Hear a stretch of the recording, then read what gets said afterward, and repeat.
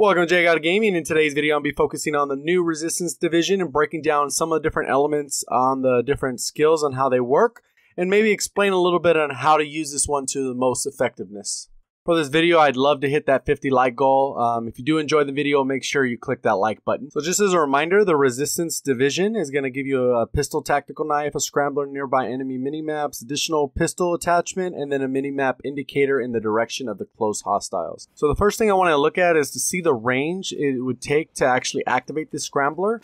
And you can actually see that it activates it at a pretty good amount of distance. You're probably halfway in the minimap. And on the top screen, you can actually see that little red indicator come up right around the same time. It's a little bit closer distance. But you can see your target doesn't even need to be moving. So the next part I want to look at is how gunfire affects this actually hazy minimap. And you can see on the top screen that the bottom guy's firing, and you kind of see how the dots popping up. But the person on the top, as they move closer, they're going to start firing, and then you're going to actually see how the red dot's there. And then as you get into a close enough proximity, the red dot actually disappears.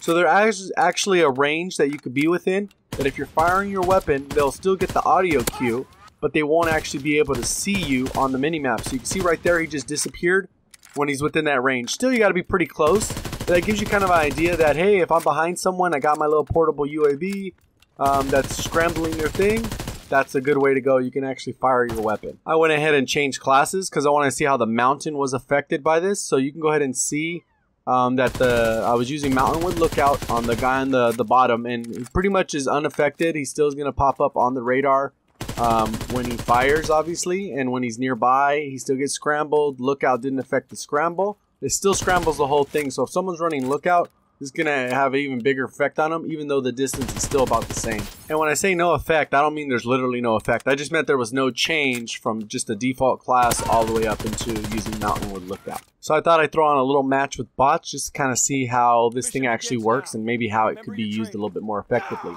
Typically, if they're glowing with this little red thing like 6 cents from the previous Black Ops 3, you're going to actually know kind of where they're at, and usually they're in pretty good distance. If you haven't used any of your sprint, you should be able to sprint and lunge within that distance.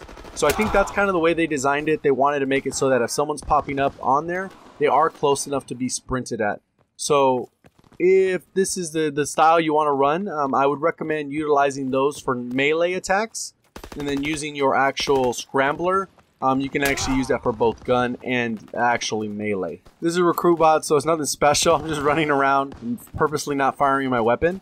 Just kind of trying to test how the actual clash works and how kind of like it pops up if the ranges are pretty good. So usually if they are within the red and you're able to come around the corner, you can usually melee them before they actually can get to you. The melee is pretty good recovery. You can get a double kill if your enemy opponents are close enough. For whatever reason, melee works in that fashion. But pretty much that's the way that it's going to work. So when you actually are a melee person, you're going to be a little bit more conservative. A lot of times you're not running around the map. Maybe you do have some smokes on to additional coverage and blocking them out.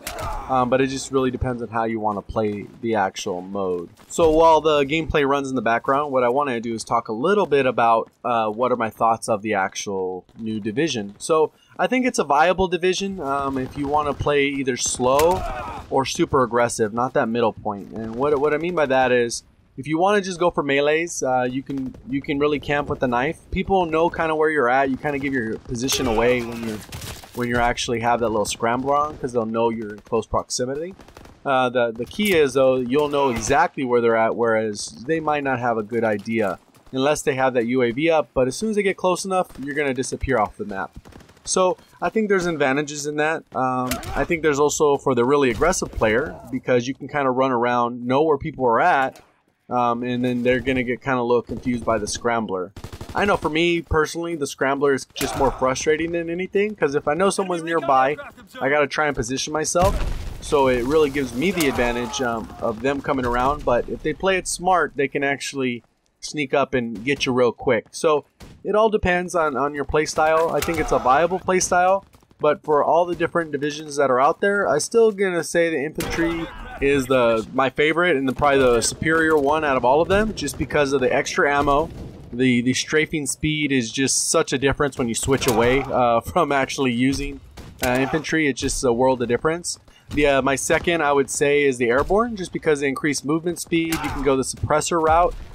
There's a lot of good suppressor weapons as far as the SMGs go that don't really need a bunch of attachments. The grease gun's one of those, so you can actually sneak behind enemy lines, take people out, and make sure you got that counter UAV handy.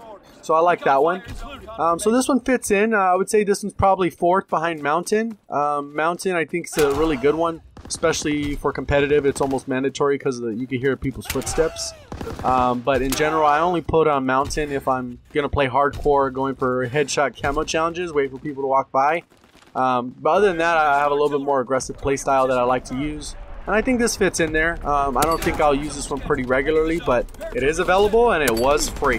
So definitely, if you're interested in the rewards you get from prestiging this division, go ahead and check out my other video. That link will be at the top. In that video, I tested the new Swifty combat training that you unlock from prestiging the division, and also the 9mm pistol, which I think is a pretty good pistol overall, 3-shot kill if you have the right attachments. That brings me to the end of another video. Hopefully you enjoyed it. Let's go ahead and hit that like button if you can now. Go ahead and subscribe if you haven't already. Turn those notifications on and comment, even if it's just to say hi. Thank you for watching as always. Have a great day.